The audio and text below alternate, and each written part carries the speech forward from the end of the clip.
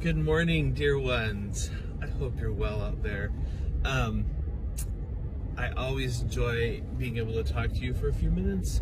And I know, yes, I know, I'm not really looking at you, but I know it's fun. I imagine you out there and I think about you. I recognize many of your names. And anyway, it's just, I hope you're doing well and that you're happy this morning. So in my classroom, I have on the wall a big sign. It's a quote that I really love, and I wanted to share it. This quote was really pretty transformative for me at a key point in my life. The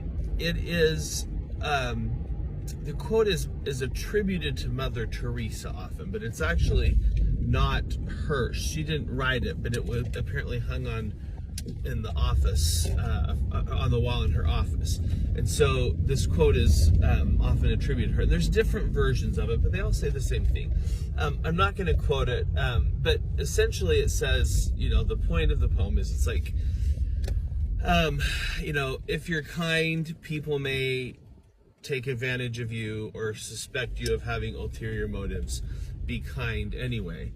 If you're honest, people may cheat you. Be honest anyway. If you do good, people, if you do good today, it may be forgotten tomorrow. And do good anyway.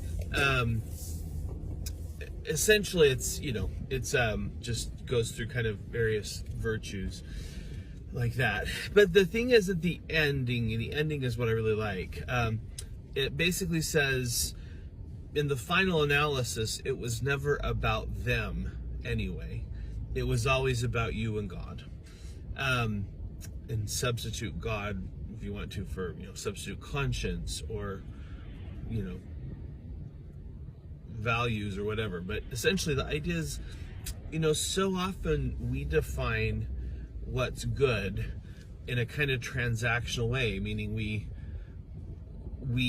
want to define good based on the situation and what other people do, and we reference other people's actions a lot in deciding if something's good or bad.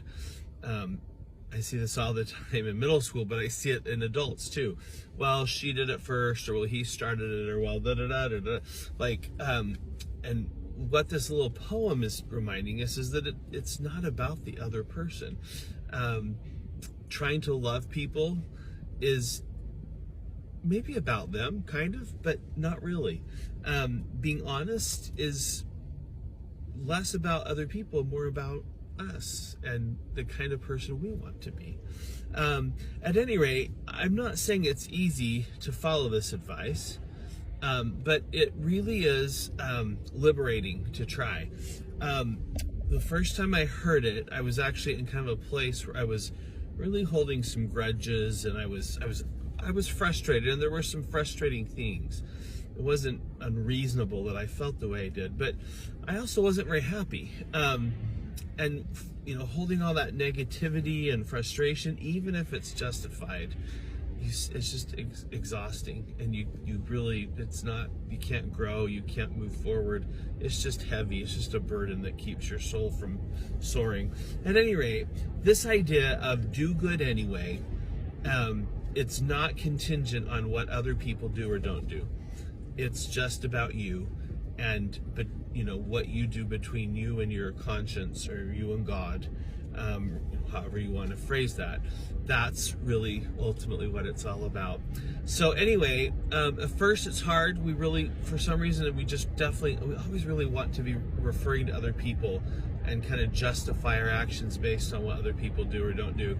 But it is so liberating when we can move past that. I'm sending you always so much love and so much warmth. I'm proud of you. You're amazing. You're doing good things. You're trying. I know you add so much to those around you. You contribute so much. And I just think you're great. So much love. Your internet grandpa.